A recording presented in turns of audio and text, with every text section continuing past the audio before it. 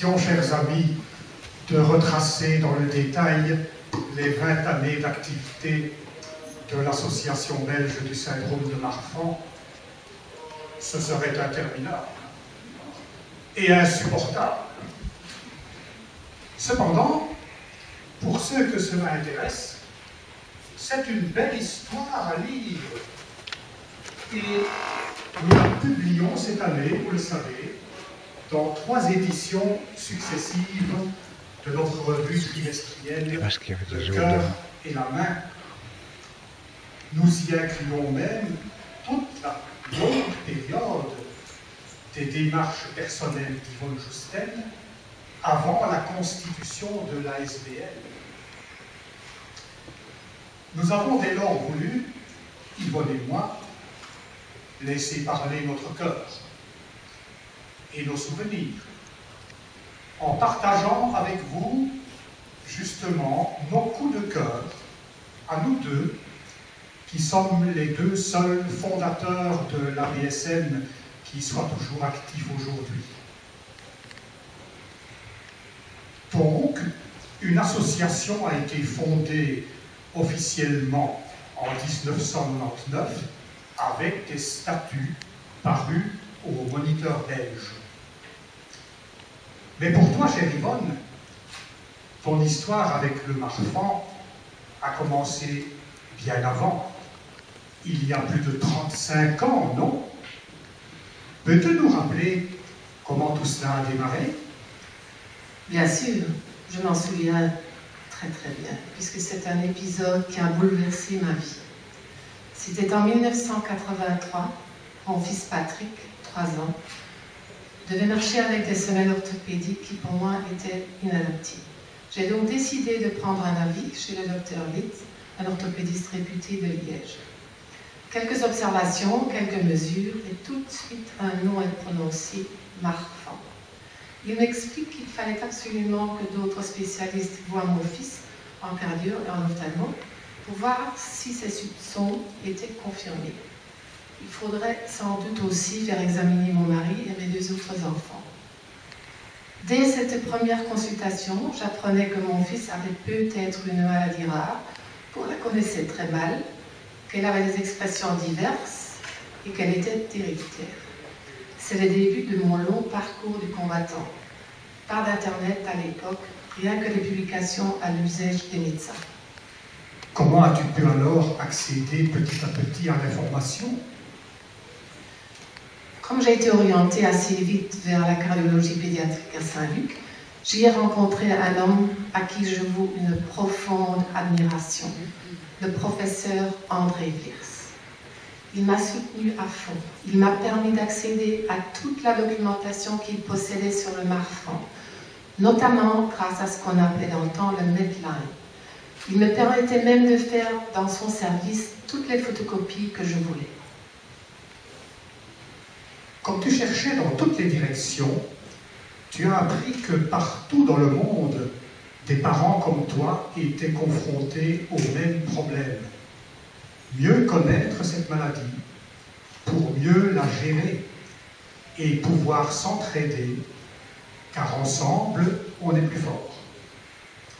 Ton rêve a été tout de suite de créer une association pour regrouper toutes ces familles dans le désarroi face à ce mystère du Marfan. Tu as sans doute l'un ou l'autre épisode qui te tient à cœur.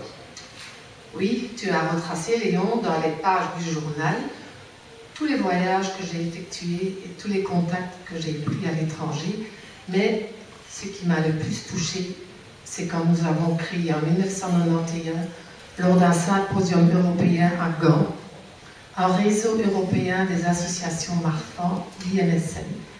J'ai été donc cofondatrice belge d'une association européenne, alors que je n'avais pas encore pu créer une association en Belgique. Une date très symbolique, Yvonne, 1991. C'est cette année-là que des chercheurs américains découvrent le gène de la fibrilline, responsable de la maladie de Marfan. Et l'année après, en 1992, je suis invitée à accompagner une jeune chercheuse de Gand le docteur Anne Delpape, au 2e symposium international consacré aux marfangs à San Francisco. Avec des patients du monde entier, nous y créons un réseau international, cette fois appelé LIFMSO. Cela me donne d'une énergie incroyable. Je parcours toute l'Europe, de réunion en congrès. Patrick commence à m'accompagner car il a envie de rencontrer d'autres jeunes. Entre-temps, tu trouves petit à petit d'autres parents en Belgique et tu atteins enfin ton but. C'était en 1998. Une équipe se constitue qui jette les bases de l'ASBL, officiellement créée en février 1999. Tu m'y avais rejointe, tu as fait partie de l'équipe fondatrice. Oui, c'est Saint-Luc qui nous avait orientés vers toi après l'opération de l'aorte de notre fille en 1997. Nous démarrons petitement, mais remplis d'enthousiasme. Nous pouvons être fiers des progrès que nous réalisons chaque année, que ce soit dans l'information, dans le soutien et l'accompagnement des patients qui s'adressaient à nous, et dans les contacts avec les médecins. Dans l'immense catalogue qui a été et qui sera encore publié dans le cœur et la main, nous ne pouvons extraire que quelques événements qui nous ont, toi et moi, marqués. Commençons par 2003, une entreprise un peu folle. Voilà que nous, de simples patients, nous voulons organiser un congrès à l'attention du corps médical. Nous sommes un peu présomptueux, non? Non, Léo, moi j'avais déjà une longue expérience de contact avec les médecins et je me rendais compte que les mentalités changeaient. Beaucoup face à une maladie rare comme le marfan étaient très humbles et estimaient que les patients avaient beaucoup à leur apporter pour enrichir leurs connaissances et leurs compétences. C'est encore le professeur Wirs qui m'encourage. Il m'accompagne même à la région wallonne de Namur pour y obtenir des subsides pour organiser ce congrès dans les locaux de la communauté française à Bruxelles. Mais surtout, ce symposium est précédé d'une formidable campagne de presse.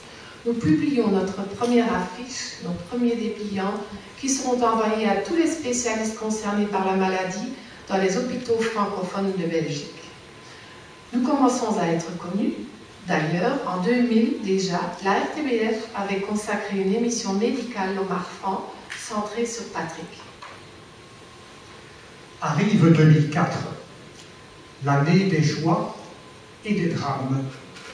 La joie de la création du Centre Marfan de Saint-Luc et des consultations pluridisciplinaires, création à laquelle nous avions étroitement collaboré. Comment oublier le témoignage de Patrick et d'Anoucha, à l'aise comme des poissons dans l'eau, devant un parterre de sommités mondiales venus assister à un congrès de chirurgie cardiaque consacré en particulier au marfan. Et puis, au retour de la rencontre européenne d'Alicante, où Pat avait illuminé le groupe des jeunes de sa bonne humeur, voilà que son cœur lâche au volant sur le ring de Bruxelles. Douleur incommensurable pour toi, pour ta famille, mais aussi pour toute ta famille marfan. Comment rebondir après cela? Comment continuer notre combat alors qu'un jeune de 24 ans meurt des suites de sa maladie? Tu as montré un courage et une force inimaginables. C'est toi qui nous as sortis de notre torpeur. Tu as transformé la mort de ton fils en moteur d'espoir. L'ABSM était relancée, et de belle manière. Alors toi, tu t'investis de plus en plus dans les associations coupoles, dans les réseaux. En 2008, une autre étape étape marquante pour toi, m'as-tu dit? Nous n'avions pas en Belgique une alliance reconnue sur le plan national pour les maladies rares, comme chez les Français et d'autres pays européens. L'année avant, j'avais rencontré à Paris, lors d'un congrès d'Eurodis, qui est l'Alliance européenne des maladies rares, plusieurs responsables d'associations de maladies rares en Belgique.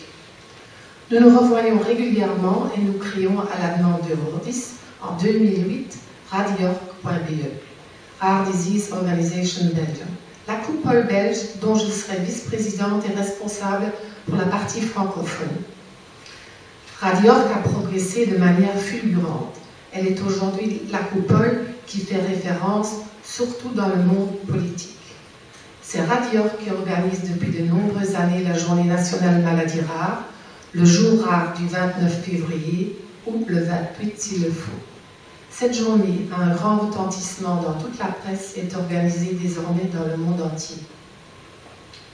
Arrêtons-nous ensuite à 2011, grand moment pour nous liégeois, celui de la création au CHU du Sartillement, pour la première fois en Wallonie, d'une consultation pluridisciplinaire pour les maladies de l'aorte, dont le Marfan.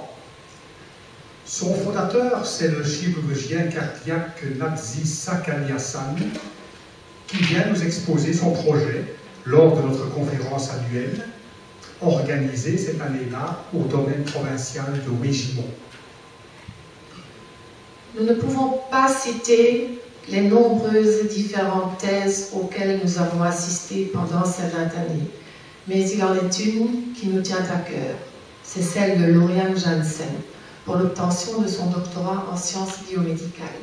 Le sujet principal de son travail était le fonctionnement du tissu conjonctif qui assure la liaison entre tous nos organes. Lauriane, malgré sa maladie de Marfan, a fait un chemin exceptionnel. Elle fait partie de notre équipe et est notre contact scientifique et international. Elle nous a rejoints en 2009, après m'avoir accompagnée à la rencontre européenne en Norvège, où elle avait apprécié l'ambiance particulière du groupe des jeunes. Elle prend tellement goût à ce groupe des jeunes, à cette rencontre du réseau européen, qu'elle y participe systématiquement, qu'elle prend vite en main l'animation de ce groupe, qu'elle en organise une chez nous, à Leuven, en 2012. Puis elle nous représentera en tant que responsable des adultes, avant de devenir en 2017 présidente du réseau européen. C'est la première fois que cet honneur échoit à une Belge.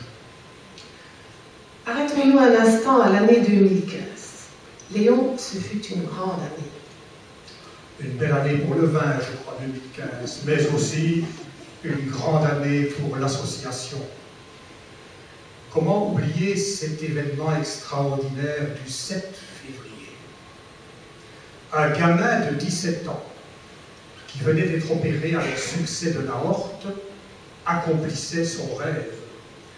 Remplir une salle de spectacle de 500 places pour un gala du rire au profit de l'association, dans laquelle ses parents étaient engagés depuis plusieurs années. C'était Joey, le fils de Véronique. Il est parmi nous aujourd'hui. Non seulement il démontrait par là qu'un enfant peut avoir des projets et se surpasser pour les réaliser, malgré les angoisses d'une maladie évolutive et imprévisible, mais en plus, il apportait une contribution formidable pour nous aider à récolter des sous pour la recherche. Véro, qui allait devenir un an plus tard la deuxième présidente de l'histoire de l'ABSM, lorsque tu as souhaité, Yvonne, un peu diminuer tes activités, Véro fut pour nous pendant de nombreuses années, jusqu'à son départ définitif en France pour une nouvelle étape de sa vie, un moteur. Avec Eric, son mari, avec son papa, trop tôt disparu, avec sa maman, avec ses amis, elle a organisé de nombreuses manifestations et a permis ainsi à la BSM de rendre permanent son soutien à la recherche. Nous voilà en 2017. Un nouvel administrateur bouscule tout. C'est Romain qui arrive, en moins de temps qu'il me faut pour le dire, avec un dynamisme incroyable. Il se fixe comme objectif de donner un coup d'accélérateur aux recherches médicales par la création du projet de 101 génomes et par l'organisation de conférences en contenu inédit et novateur. Pensons au système Pierce pour la chirurgie de l'aorte. Grâce à nos jeunes, Rémi, Lauriane, Romain, l'association trouve un nouvel élan. Et lorsque Véronique nous quitte au début de cette année, Douchka arrive à la rescousse, comme si c'était naturel. Le même jour, elle devient administratrice et présidente de l'association. Un médecin pédiatre qui elle-même maman d'une jeune fille marfan et qui décide, une fois retraitée de ses fonctions à l'hôpital, de s'engager dans une association qui avait au fil des ans gagné sa sympathie et qui accepte par un étonnant concours de circonstances d'en assumer la présidence. Voilà, chers amis, en cette année du 20e, un formidable cadeau de la vie, certains diront de la providence. Voilà, chers amis, ce ne fut qu'une esquisse que nous vous avons livrée en toute subjectivité, avec tout notre cœur, car nous voulions que cet après-midi commence sur le ton de la conversation, de l'amitié, de la fraternité, n'ayons pas peur des mots. Vous qui êtes venus nous rejoindre si nombreux, vous souhaitez aller au-delà de la nostalgie et fonder votre espoir sur les progrès de la recherche qui vous seront exposés tout à l'heure. Mais n'oublions pas que l'arbre ne peut vivre sans racines et que les racines de l'ABSM, c'est l'incroyable travail, solitaire d'abord, puis en équipe plus tard, un travail qui a traversé bien des drames et des douleurs, mais qui n'a jamais faibli de cette femme qui est à mes côtés et que j'ose qualifier d'exceptionnelle.